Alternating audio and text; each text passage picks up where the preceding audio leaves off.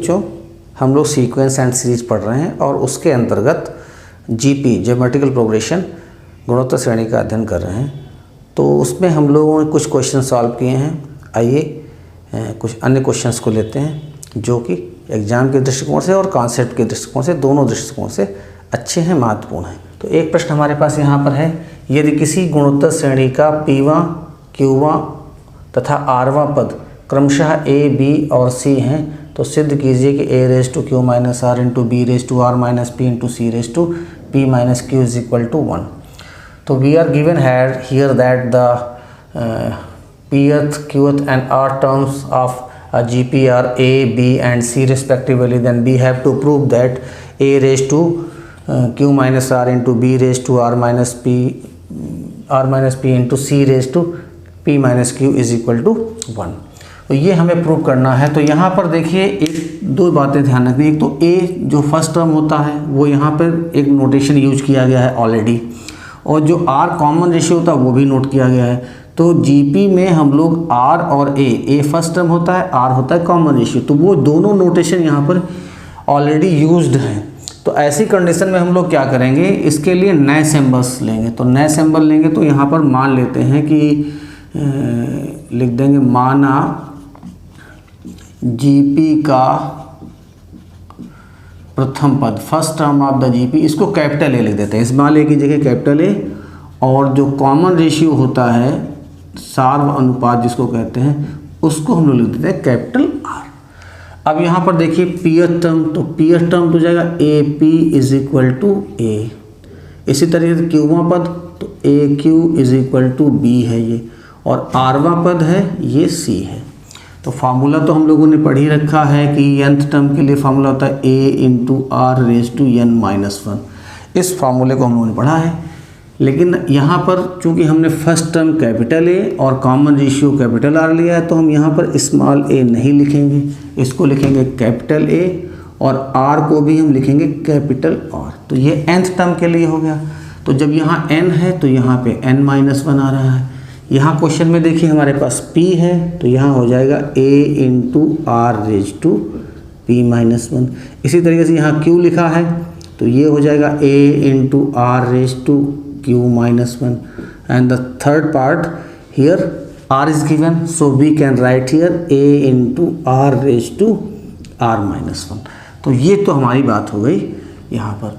अब हम लोगों को प्रूव करना है ये पूरा, तो हम लोग लिखेंगे यहाँ पे LHS।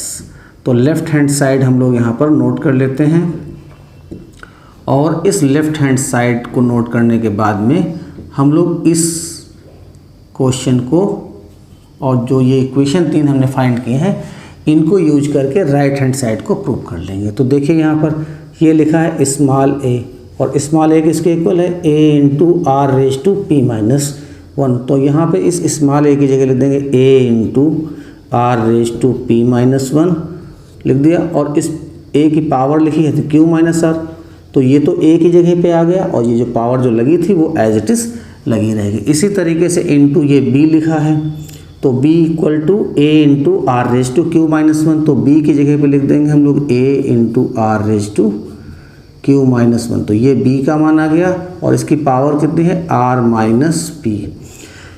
और यहाँ पे लिखा है c, तो c की वैल्यू है a into r raise to r minus 1, तो c की जगह पे लिखेंगे a into r raise to r minus 1, और यहाँ पे पावर लगाई गई है p माइनस क्यू, तो हम लोग भी यहाँ पे पावर लगा देते हैं p माइनस क्यू। अब ये जो पावर्स हमने लगाए इनको सबको हम कर देंगे ब्रैकेट में, इन पावर्स को कर देंगे ब्रैकेट में। यहाँ पे क्या करते हैं, अब ब्रैकेट ओपन करेंगे। तो जब ब्रैकेट ओपन करेंगे तो ये पावर्स जो हैं, जो नंबर्स हमारे ब्रैकेट के अंदर हैं, इनकी पावर्स के साथ मल्टीप्लाई हो जाएंगी। तो देखिए a की पावर यहाँ है 1, और 1 से हम q माइनस आर को मल्टीप्लाई करेंगे तो ये आ जाएगा q माइनस आर ही। इसी तरीके से r की पावर है p माइनस 1, और p माइनस 1 को हमें q माइनस आर से मल्टीप्लाई करना पड़ेगा। तो पहले हम p से मल्टीप्लाई करेंगे इन दोनों को, तो p से q को करेंगे तो pq, और p से r को करेंगे तो आ जाएगा pr। इसी तरीके से -1 से इन दोनों को मल्टीप्लाई करेंगे तो -1 से q को करेंगे तो -q, और -1 से -r को करेंगे तो ये माइनस माइनस प्लस r हो जाएगा। तो ये पहला टर्म का एक्सपेंशन हो गया। इसी तरीके से सेकेंड टर्म का भी एक्सपेंशन हम लोग कर लेंगे। यहाँ पे ये आ जाएगा और यहाँ आ जाएगा r raise to q minus q r minus p q. यहाँ क्यू और पी को मल्टीप्लाई करेंगे तो जो क्यू पी या पी क्यू दोनों सेम रहते हैं, क्योंकि कॉम्यूटेटिव प्रॉपर्टी को होल्ड करते हैं। तो आप कहीं भी क्यू पी की जगह पे पी क्यू या आर पी है तो पी आर, उस तरीके से उन पदों को सेम मानेंगे। उसमें ये नहीं है कि हमने मल्टीप्लाई किया तो क्यू पी आएगा यहाँ पे तो पी क्यू लिख दिया सर ने। तो आप इस चीज़ को ध्यान रखेंगे। तो माइनस आ जाएगा यहाँ पे आर और ये प्लस का हो जाएगा पी। और थर्ड टर्म को जो हम इसमें पावर्स को मल्टीप्लाई करेंगे तो यहाँ आ जाएगा a raise to p minus q into r raise to, तो आर से मल्टीप्लाई करेंगे तो p r minus q r और माइनस 1 से करेंगे तो माइनस पी प्लस क्यू। अब देखिए यहाँ पे क्या होता है, ये ए जिनका बेस ए है तो सेम नंबर्स को जब मल्टीप्लाई करते हैं, सेम बेस वाले नंबर्स को मल्टीप्लाई करने पर उनकी पावर्स जो होती हैं वो ऐड हो जाती हैं। तो यहाँ पर देखिए ये जो टर्म हमारे पास लिखे हैं इनका बेस ए है, तो इनको मल्टीप्लाई करेंगे तो इनकी पावर्स को हमें क्या करना पड़ेगा, ऐड करना पड़ेगा। तो यहाँ देखिए लिखा है q माइनस आर, फिर लिखेंगे प्लस दूसरे वाले टर्म पे r माइनस पी, तो ये प्लस r माइनस पी हो गया। और तीसरे टर्म पे फिर क्या लिखा है p माइनस क्यू, तो प्लस कर देंगे p माइनस क्यू इंटू। इसी तरीके से देखिए जो r वाले टर्म है ये r का टर्म है, तो इन तीनों के बेस इक्वल हैं, सेम हैं, तो यहाँ पर हम r लिख देंगे और इनकी पावर्स को भी ऐड कर देंगे। तो यहाँ पावर आ रही है p q minus p r minus q plus r, plus second r वाले पे यहाँ पे q r minus p q minus r plus p, और थर्ड r जो आ रहा है इसकी पावर है p r minus q r minus p plus q. तो देखिए यहाँ पर q ये माइनस का और प्लस का कैंसिल आउट हो जाएगा, r माइनस प्लस का कैंसिल आउट होगा, p भी प्लस माइनस के कैंसिल आउट हो जाएंगे। तो इस तरीके से यहाँ पर a की पावर बचेगी 0।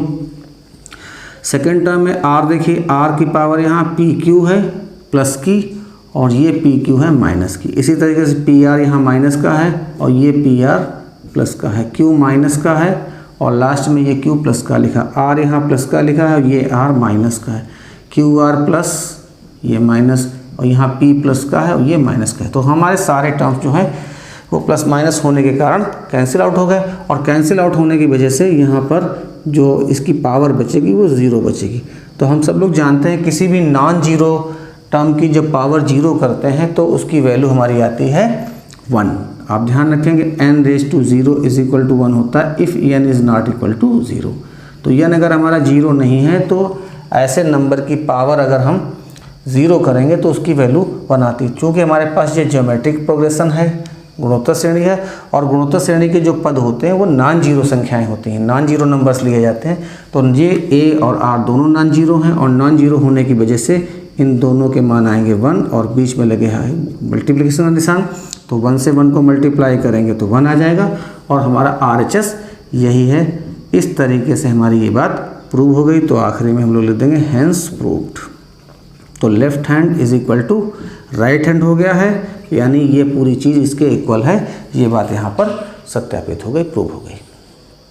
आइए क्वेश्चन और देखते हैं। हमारे पास ये क्वेश्चन है, यदि किसी गुणोत्तर श्रेणी का प्रथम पद तथा यनवा पद a और b है, यानी प्रथम पद जो है वो क्या है, यहाँ पर हमारे पास प्रथम पद है a और यनवा पद को हम लोग an कहते हैं, ये है b, एवं p n पदों का गुणनफल है, यानी जो gp है उसके n पद ले लें और उनकी गुणा करें, तो गुणा करने पे जो गुणनफल प्राप्त होगा वो क्या है, वो p है।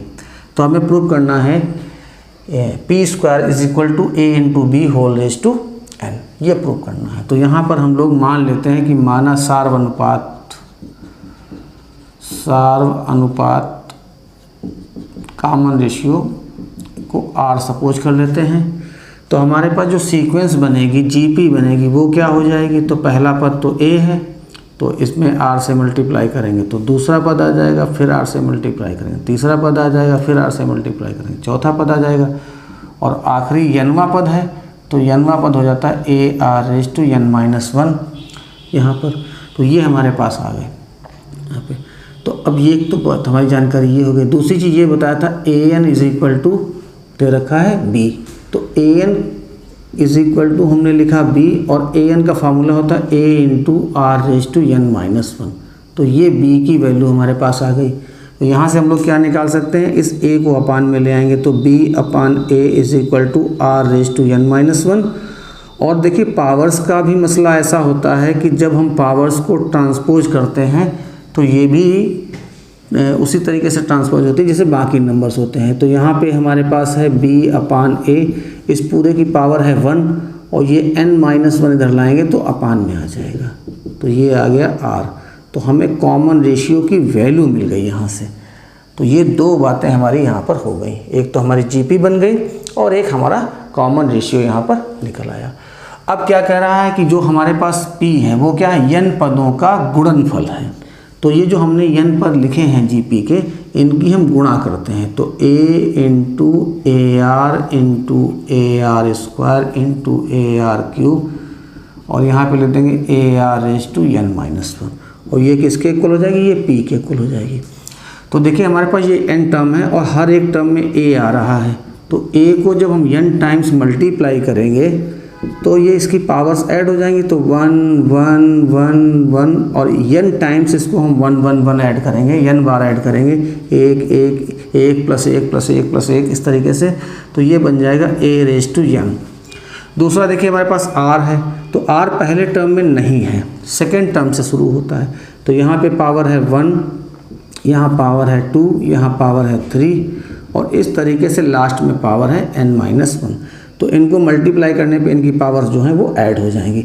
अब ये जो चीज़ हमारे पास आ रही इसको थोड़ा सा हमें अलग समझना पड़ेगा। तो 1 plus 2 plus 3 plus dash n minus 1, ये हमारे पास एक जो सीक्वेंस है ये AP है और इसमें नेचुरल नंबर्स का सम भी किया गया है। तो नेचुरल नंबर्स के सम के लिए हम लोग अभी आगे पढ़ेंगे एक फार्मूला जिसको हम लोग कहते हैं सिग्मा n, लेकिन वो n टर्म्स के लिए होता है। जब यहाँ पर n हो तो ये वैल्यू होती n into n plus 1 whole is divided by 2। हमारे पास जो क्वेश्चन है उसमें यहाँ n की जगह पे n माइनस 1 है। तो इस चीज़ की वैल्यू निकालने के लिए हमें यहाँ लिखना पड़ेगा सिग्मा n माइनस 1, यानी सिग्मा माने इन सब का जोड़। तो इनका योग करेंगे तो यहाँ पे n की जगह हमारे पास n माइनस 1 है तो हमें n की जगह n माइनस 1 लिखना पड़ेगा, लेफ्ट में भी और राइट साइड में भी हम यहाँ लिखेंगे n माइनस 1। जहाँ पे n है उस n की जगह, तो ये माइनस 1 प्लस 1 कैंसिल आउट हो जाएगा तो आ जाएगा n minus 1 into n divided by 2। तो इन सभी टर्म्स का सम जो है हमारे पास आ जाएगा n minus 1 into n upon 2। इस चीज़ को हम लोग बाद में जब स्पेशल सीक्वेंस पढ़ेंगे तो उसमें इसका डेरिवेशन भी सीखेंगे और बाकी चीज़ें भी सीखेंगे। फिलहाल इस फार्मूले का हम यहाँ पर यूज कर लेंगे। ये ध्यान रखना है कि ये फार्मूला तभी यूज होता है जब नेचुरल नंबर्स का सम होता है, पॉजिटिव इंटीजर्स का सम करते हैं तो इस फार्मूले का यूज हम लोग कर लेते हैं। तो यहाँ पर देखिए हमारे पास हो जाए p is equal to a raise to n, यहाँ पे आ जाएगा r और इन सारे टर्म्स का हमने सम किया तो ये आ गया है n minus 1 into n upon 2। आप इस चीज़ का सम निकालने के लिए इस फार्मूले का भी यूज कर सकते हैं, Sn is equal to n upon 2 into a plus l। तो देखिए यहाँ पे पदों की संख्या कितनी है, वो है n माइनस 1 अपान 2 कर देंगे। फर्स्ट टर्म है 1 और लास्ट टर्म क्या है n माइनस 1, तो ये माइनस माइनस कैंसिल हो जाएगा तो वही हमारे पास n माइनस 1 अपान 2 इंटू n, वही चीज़ आ जाएगी। तो इसमें AP है तो पहला पद हमारा a हो गया और लास्ट टर्म हो गया n माइनस 1 और पदों की संख्या भी n माइनस 1 है। तो यहाँ पे देखिए हमारे पास ये आ गया। तो हम लोग यहाँ पे करेंगे क्या, यहाँ ले देंगे p इज इक्वल टू, अब यहाँ पे हम लोग a रेज टू n लिख देंगे और यहाँ r की वैल्यू हम लोग रिप्लेस कर देते हैं। तो r की वैल्यू हमारे पास क्या है, ये जो r लिखा है इस r की जगह लिख देंगे b अपान a और इस पूरे की होल पावर आ जाएगी हमारे पास 1 अपान n माइनस 1। ये तो r की जगह पे आ गया, इसको ये r की जगह पे लिख दें और बाहर पावर कितनी लगी है, तो जो पावर लगी है वो पावर हम होल पावर में लगा देंगे यहाँ पे। तो जब पावर के ऊपर पावर होती है तो इनकी मल्टीप्लाई हो जाती है पावर्स की, तो ये n माइनस 1 से ये n माइनस 1 हमारा कैंसिल आउट हो जाएगा। तो इस तरीके से जो रिज़ल्ट हमारे पास आएगा वो आ जाएगा a raise to n into यहाँ ब्रैकेट में बचेगा b/a और यहाँ पावर बचेगी n/2, क्योंकि n को 1 से मल्टीप्लाई करेंगे तो n ही आ जाएगा। तो ये p = a⁴n और यहाँ पे ले देंगे b⁴, अब b/a इस पूरे होल पावर n/2 है तो हम इसको लिखेंगे b की पावर n/2 अलग और अपान में a की पावर n/2 अलग लिखेंगे। और ये देखिए ये दोनों नंबर जो हैं सेम बेस के हो गए हैं, इनका बेस जो है दोनों जगह a है। तो जब सेम बेस के नंबर्स को हम डिवाइड करते हैं तो उनकी पावर्स हमारी सब्ट्रैक्ट हो जाती है, माइनस में हो जाती है। तो यहाँ लिख देंगे p = a⁻n n/2 into b⁻n/2।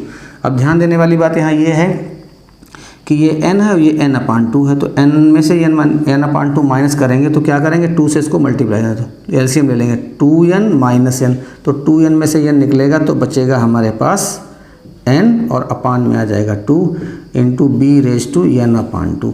तो देखिए दोनों a और b दोनों की पावर n/2 है, तो इसको हम लोग ले सकते हैं यहाँ पर p = a into b n/2। तो ये आ गया। अब आप चाहें तो ये 2 अपान में है, इस 2 को इधर ले आएँ तो यहाँ पहले से पावर कितनी है, तो p की पावर 1 है, तो ये अपान का 2 आएगा तो पावर में मल्टीप्लाई होगी। तो ये ध्यान रखना है कि पावर वाला नंबर पावर में ही आएगा, तो ये 2 इधर आ जाएगा तो मल्टीप्लाई हो जाएगा, तो 1 से मल्टीप्लाई करें तो 2 × 1 = 2 = a इंटू b⁻, यहाँ क्या बचेगा n। और यही हम लोगों को प्रूव करना था।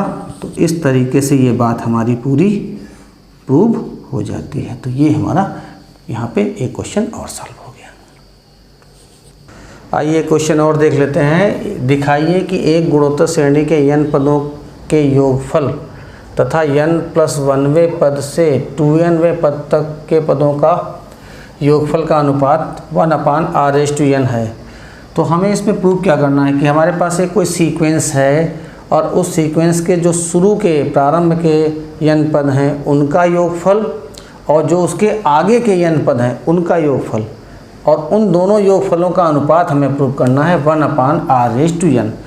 तो यहाँ पर हम लोग इस तरीके से कुछ लिख लेते हैं, माना GP।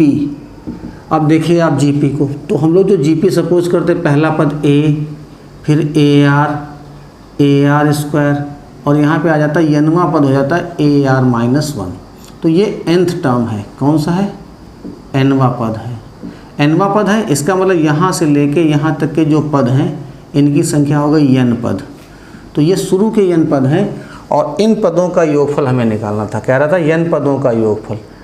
अब इसके बाद क्या है, इसके आगे जो पद शुरू होगा तो ये nवें नंबर पे ये nवां पद है, इसके आगे जो अगला पद आएगा वो होगा AR⁴n, ये हो जाएगा n+1वां पद। यहाँ पे nवें नंबर पे जैसे सपोज कर लीजिए 50वां पद है तो ये 50 + 1 यानी 51वां पद होगा। तो इस तरीके से ये हो जाएगा n+1वां पद, फिर अगला होगा AR⁴n+1 और इस तरीके से लास्ट में जो आएगा तो यहाँ हो जाएगा AR⁴2n-1, ये 2nवां पद हो जाएगा। तो जो शुरू के n पद हैं इनका योगफल और जो बाद के ये n पद हैं ये भी n पद हैं, इनका योगफल। तो हम मान लेते हैं कि जो शुरू के n पद हैं इनका योगफल है, इनका जो सम है वो है S1 और जो बाद के n पद हैं इनका योगफल है S2, यानी इन पदों का योगफल है S1। तो शुरू के n पदों का योगफल के लिए फार्मूला हम लोग लगा देंगे। फार्मूला होता है यहाँ पर Sn = a इंटू r⁻n-1/r-1, ये फार्मूला होता है। तो ये शुरू के n पद लिए, इसको हमने सिंबल यहाँ पे S1 दिया है तो यहाँ SN की बजाय हम S1 लिख देंगे, ये समझ लीजिए आप। अब देखिए हमारे पास यहाँ से यहाँ तक n है और ये भी n पद है, तो हम टोटल अगर टर्म्स ले लें, यहाँ से ये सारे टर्म्स ले लें तो ये टोटल टर्म हमारे पास 2n हो जाएंगे। n पद ये हैं, n पद ये हैं, तो n और n जोड़ेंगे तो हमारे पास हो जाएगा 2n। तो ये सारे टर्म्स हो जाएंगे 2n, इनका योगफल S1 है और इनका योगफल S2 है। तो ये सभी पदों का योगफल अगर एक साथ निकालेंगे तो ये हो जाएगा S1 + S2 और ये नंबर ऑफ टर्म्स कितने हो जाएंगे 2n। तो इसी फार्मूले का फिर यूज करेंगे, बस खाली क्या बदलेगा, n की जगह आ जाएगा 2n। तो सभी पदों का योगफल निकालेंगे तो यहाँ आ जाएगा a into r raise to 2n minus 1 upon r minus 1। ये आ गया हमारे पास। तो देखिए हमें s1 मिल गया और यहाँ पे s1 प्लस s2 मिल गया। अब हमें करना क्या है, यहाँ पर हमें s1 की वैल्यू रख देनी है और s1 की वैल्यू रखेंगे तो हमें s2 की वैल्यू मिल जाएगी। इसको भी रखते हैं। यहाँ पे एक चीज़ और देख लें जरा कि हमें कैलकुलेट क्या करना है, तो हमें प्रूव क्या करना है, तो प्रूव करना था s1 अपान s2, शुरू के n पदों का योगफल और बाद के n पदों का योगफल, इसका अनुपात निकालना है और इसकी वैल्यू आएगी हमारे पास आनी चाहिए 1 upon r raise to n। तो ये चीज़ हमको कैलकुलेट करनी है, तो इसको हम लोग कैलकुलेट कर लेते हैं यहाँ पर। अब देखिए क्या करना है, हम यहाँ लिख देंगे s2 इज इक्वल टू हो जाएगा a, एक चीज़ और यहाँ पे हम लोग थोड़ा सा हल कर लेते हैं। तो r रेज टू लिखा है 2n माइनस 1, तो हम लोग लिखेंगे इसको r रेज टू n का होल स्क्वायर और माइनस 1 का स्क्वायर करेंगे तो 1 ही आ जाएगा। अब इसमें हम लोग वर्गांतर लगा देते हैं, a square minus b square का formula, a square minus b square का फार्मूला जो होता है वो आता है a plus b into a minus b. तो इस रिलेशन का यूज़ कर लेंगे तो ये a की जगह ये हो जाएगा और b की जगह 1 हो जाएगा। तो यहाँ आ जाएगा r raise to n plus 1 into r raise to n minus 1। तो ये जो नंबर हमारे पास आया इसके फैक्टर हम लोग कर सकते हैं। तो यहाँ पर हम लोग क्या करेंगे, s1 की वैल्यू रख देंगे तो a into r raise to n minus 1 upon r minus 1। ये तो s1 की वैल्यू आ गई, इस s1 की जगह पर यहाँ से इसका मान रख दिया और बराबर जो हमारे पास a लिख लिया और r raise to 2n minus 1 इसके हम लोगों ने फैक्टर कर लिए। तो फैक्टर हमारे पास आ गया है r raise to n plus 1, ये एक आ गया है, और सेकेंड फैक्टर आ गया r raise to n minus 1 upon r minus 1। अब देखिए हमें क्या करना है, यहाँ लिख देंगे s2 is equal to a into r raise to n plus 1 into r raise to n minus 1 whole upon r minus 1। और ये जो पूरा टर्म हमारे पास है, इस पूरे टर्म को हम राइट साइड में ट्रांसपोज करेंगे तो ये प्लस का टर्म है उधर जाएगा तो माइनस का हो जाएगा। तो a into r raise to n minus 1 upon r minus 1। अब इन दोनों इक्वेशंस में हम लोग क्या कॉमन ले सकते हैं, तो a into r raise to n minus 1 upon r minus 1 ये कॉमन लिया जा सकता है। तो जब ये चीज़ कॉमन ले लेंगे तो यहाँ बचेगा हमारे पास r raise to n plus 1, क्योंकि ये कॉमन हो गया, ये कॉमन हो गया और ये कॉमन हो गया तो ये बच गया। और यहाँ पे ये पूरा टर्म कॉमन हो जाएगा, तो पूरा टर्म कॉमन जब हो जाएगा हमारे पास तो यहाँ बचेगा हमारे पास 1। तो ये आ गया, माइनस बीच में है तो माइनस 1, तो माइनस 1 और प्लस 1 कैंसिल आउट हो जाएंगे तो आ जाएगा यहाँ पर s2 है। s2 is equal to a into r raise to n minus 1 upon r minus 1 और इंटू आ जाएगा r रेज टू n। तो ये हमारे पास इक्वेशन नंबर 1 आ गया, ये नंबर आ गया 2। अब हम लोग क्या करेंगे, इन दोनों से इनको डिवाइड कर देंगे। तो यहाँ पर हम लोग पहले s1 की वैल्यू रखेंगे, तो s1 की वैल्यू हमारे पास है a into r raise to n minus 1 upon r minus 1, ये वैल्यू हमारे पास है s1 की। और s2 की वैल्यू हम लोगों ने यहाँ कैलकुलेट कर ली है, ये वैल्यू हमारे पास क्या आ गई, a into r raise to n minus 1 upon r minus 1 into r raise to n। तो आप ध्यान से देखिए ये पूरा टर्म और ये वाला पूरा टर्म सेम है, तो हम चाहें तो इस पूरे टर्म को कैंसिल आउट कर सकते हैं और कैंसिल आउट करेंगे तो यहाँ पे ऊपर बचेगा 1 और नीचे यहाँ बचेगा r रेज टू n। तो देखिए हम लोगों को प्रूव क्या करना था, यहाँ पर हमें प्रूव करना था ये लिखा था हम लोगों ने, क्या प्रूव करना था, तो हमें प्रूव करना था 1 upon r raise to n और यहाँ पर s1 अपान s2 निकाला तो 1 upon r raise to n हमारा प्रूव हो गया। तो इसको लिखेंगे हैंस प्रूव्ड। आप इस क्वेश्चन की प्रैक्टिस जरूर करिएगा, बहुत बढ़िया क्वेश्चन है, समझने वाला भी है और इम्पोर्टेंट भी है। आइए एक और क्वेश्चन देख लेते हैं। यदि a, b, c और d गुणोत्तर श्रेणी में हैं तो दर्शाइए कि a square plus b square plus c square into b square plus c square plus d square is equal to a b plus b c plus c d whole square. ये हमें prove करना है। हमें A B C D दे रखे हैं गुणोत्तर श्रेणी में, तो यहाँ पे जो गिवन कंडीशन है उसको पहले हम लोग नोट कर लेते हैं। तो हमें मालूम है कि ए बी सी और डी ये किस में है, ये जीपी में है। यानी ज्योमेट्रिकल प्रोग्रेशन में है। अब यहाँ पर अगर हम एक और चीज़ सपोज है, तो हमारे पास जो यहाँ टर्म लिखे हैं इसमें पहला टर्म क्या आ रहा है, तो पहला टर्म हमारे पास ए है। अगर हम यहाँ पर मान लें, माना कॉमन रेशियो सपोज कर लें कि सार्व अनुपात आर है, तो पहला टर्म हमारे पास ए है, तो दूसरा टर्म कैसे निकलेगा, इसमें आर से मल्टीप्लाई करें तो ए आर हो जाएगा। फिर ए आर में आर से मल्टीप्लाई करेंगे तो ए आर स्क्वायर, और फिर ए आर स्क्वायर में आर से मल्टीप्लाई करेंगे तो ए आर क्यूब। तो ये हमारी सीरीज बन जाएगी। तो देखिए ए के इक्वल हो जाएगा और बी किसके इक्वल हो जाएगा, ए आर के इक्वल, सी हो जाएगा ए आर स्क्वायर के इक्वल, और डी हो जाएगा ए आर क्यूब के इक्वल। तो यहाँ पे लिख देंगे a is equal to a and b is equal to a r, c is equal to a r square and d is equal to a r cube. तो ये चीज़ें हमारे पास यहाँ पर हो गई। अब हम लोगों को करना क्या है, एक बार हमें लेफ्ट हैंड से पूरी सपोज करनी है और उसमें हमें ए बी सी और डी की वैल्यूज़ रिप्लेस करनी है, और एक बार हमें राइट हैंड साइड ले लेनी है और उसमें वैल्यू रिप्लेस करनी है। तो जो लेफ्ट हैंड साइड की वैल्यू और राइट हैंड साइड की वैल्यू कैलकुलेट करने के बाद में आएगी, उनको देखना है कि वो दोनों इक्वल आती हैं या नहीं। अगर वो इक्वल आती हैं तो हमारी बात ये प्रूव हो जाती है। तो यहाँ पर सबसे पहले हम लोग लिख लेंगे LHS। तो LHS हमारे पास है a square plus b square plus c square into b square plus c square plus d square. अब यहाँ वैल्यू रिप्लेस करते हैं तो ए के इक्वल है तो ए की जगह तो ए ही रहेगा, और बी किसके है, ए आर के इक्वल है तो स्क्वायर करेंगे ए आर का, तो यहाँ हो जाएगा ए स्क्वायर आर स्क्वायर। आप चाहें तो एक लाइन में इस तरीके से भी लिख सकते हैं, ए आर लिख के यहाँ स्क्वायर लगा दें और यहाँ पे सी की वैल्यू रखेंगे तो ये ए आर स्क्वायर हो जाएगा हमारे पास, और फिर इसका भी स्क्वायर लगा देंगे। इसी तरीके से सेकंड ब्रैकेट में बी की जगह पे आ जाएगा ए आर होल स्क्वायर, सी की जगह पे आ जाएगा ए आर स्क्वायर, और फिर यहाँ होल स्क्वायर कर दें, और डी की जगह पे आ जाएगा ए आर क्यूब और इस पूरे का होल स्क्वायर कर देंगे। तो ये हमारे पास यहाँ पे आ गया। इसे क्या लिखेंगे हम लोग, ए स्क्वायर।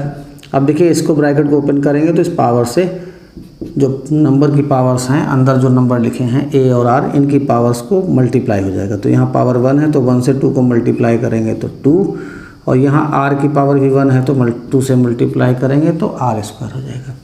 यहाँ पर भी देखिए ए स्क्वायर और आर की पावर 2 अंदर भी है और 2 बाहर भी है, तो 2 2 या 4, तो आर रेज टू 4 हो जाएगा। यहाँ भी उसी तरीके से हो जाएगा, आर 2 2 या 4, और यहाँ हो जाएगा a square into r raise to 3 2 या 6। अब इस पूरे एक्सप्रेशन में से हम लोग कॉमन ले सकते हैं ए स्क्वायर। तो यहाँ ए स्क्वायर कॉमन लेंगे तो बचेगा 1 plus r square plus r raise to 4, और सेकेंड एक्सप्रेशन जो हमारे पास ये लिखा है इसमें से हम लोग कॉमन ले सकते हैं ए स्क्वायर इंटू आर स्क्वायर। तो यहाँ से ए स्क्वायर आर स्क्वायर कॉमन लेंगे तो यहाँ बचेगा 1, यहाँ हो जाएगा हमारे पास आर स्क्वायर पावर 4 है, 2 कॉमन ले ली तो 2 बचेंगी, और यहाँ पे आर की पावर 6 हैं और हमने 2 कॉमन ली हैं तो 4 पावर्स हमारे पास यहाँ पर बच जाएंगी। तो देखिए इस तरीके से ए स्क्वायर और ए स्क्वायर को मल्टीप्लाई करेंगे तो ए रेज टू 4 हो जाएगा, और ये लिख लेंगे आर स्क्वायर, और ये देखिए 1 plus r square plus r raise to 4 यहाँ भी है और यहाँ पर भी यही आ रहा है 1 plus r square plus r raise to 4। तो इन दोनों को मल्टीप्लाई करेंगे तो ये बन जाएगा 1 plus r square plus r raise to 4 का होल स्क्वायर। तो ये हमारे पास आ गई है LHS की वैल्यू। इसी तरीके से हम लोग RHS की वैल्यू निकालेंगे। तो इसके लिए हमें क्या करना है, हमें सबसे पहले RHS नोट करना पड़ेगा। तो यहाँ AB plus BC plus CD whole square करेंगे और यहाँ पर हम वैल्यू रिप्लेस कर देंगे। तो A की जगह तो A ही रहेगा, B है AR प्लस लगा देंगे, फिर B की जगह AR, C की जगह AR स्क्वायर, C की जगह AR स्क्वायर और D की जगह AR क्यूब हो जाएगा और इस पूरे का होल स्क्वायर। तो यहाँ लिख देंगे, ये हो जाएगा A से A को मल्टीप्लाई करेंगे A square into R, A से A को मल्टीप्लाई करेंगे A स्क्वायर, R स्क्वायर को R से मल्टीप्लाई करेंगे तो R क्यूब, यहाँ A से A को मल्टीप्लाई करेंगे A स्क्वायर और R स्क्वायर को R क्यूब से मल्टीप्लाई करेंगे तो R रेज टू हो जाएगा 5। यहाँ पे क्या करना है, अब थोड़ा सा ध्यान दीजिए इस स्टेप को। ये होल स्क्वायर हमने लगा दिया है और इस पूरे एक्सप्रेशन में से हम कॉमन ले लेंगे ए स्क्वायर इंटू आर। तो a square into r common होगा तो यहाँ बचेगा 1, यहाँ आ जाएगा आर स्क्वायर और यहाँ पे आ जाएगा आर की पावर 4। अब देखिए ये जो स्क्वायर लगा है ये सारे इस पूरे सब पे लगा हुआ है, तो ये पावर सब के साथ आएगी। तो ये पावर 2a⁻² पे आएगी तो क्या हो जाएगा 2a स्क्वायर होल स्क्वायर, तो यहाँ बन जाएगी a की पावर 4। r की पावर 1 है तो यहाँ 2 से मल्टीप्लाई करेंगे तो ये हो जाएगा r स्क्वायर, और यहाँ 1 plus r square plus r⁴ इसकी पावर भी 1 है, इससे मल्टीप्लाई करेंगे तो ये आ जाएगा 2। तो ये हमारे पास आ गया है RHS। अब आप ध्यान से देखिए LHS की वैल्यू हमारे पास और RHS की वैल्यू, तो देखिए a⁴ into r square into 1 plus r square plus r⁴ whole square बिल्कुल इक्वल आ रही है। और इस वजह से हम लोग क्या ले सकते हैं यहाँ पर कि LHS और RHS दोनों इक्वल हैं। तो जब दोनों इक्वल हैं तो हम लोग यहाँ फाइनली क्या लिख देंगे, यहाँ जो हमने LHS लिया था वो लिख देंगे, ये हमारे पास हो गया LHS, और यहाँ पे RHS लिख देंगे AB plus BC plus CD whole square, यहाँ क्या लिख देंगे हेंस प्रूव्ड। ये क्या हुआ, हेंस प्रूव्ड, यानी इस तरीके से ये हमारी बात पूरी प्रूव हो गई है। तो इस तरीके से हम लोग कुछ क्वेश्चंस को सॉल्व कर रहे थे। आप लोगों ने इन क्वेश्चंस को देखा, इसमें काफ़ी टेक्निकलिटी भी थी, लेकिन आप लोग जब इनको कई बार इस तरीके से सॉल्व करेंगे तो आपको कॉन्सेप्ट भी और अच्छे से समझ में आएगा। और सबसे बड़ी बात यह है कि आप जीपी का एप्लीकेशन सीख सकेंगे। तो इसी तरीके से हम लोग अपने स्टडी को कंटिन्यू रखेंगे। अभी हमारे पास और बहुत अच्छे से क्वेश्चन हैं, उन क्वेश्चंस को हम लोग सॉल्व करेंगे और अगले वीडियो में हम लोग मिलेंगे। तब तक के लिए आपका बहुत बहुत धन्यवाद।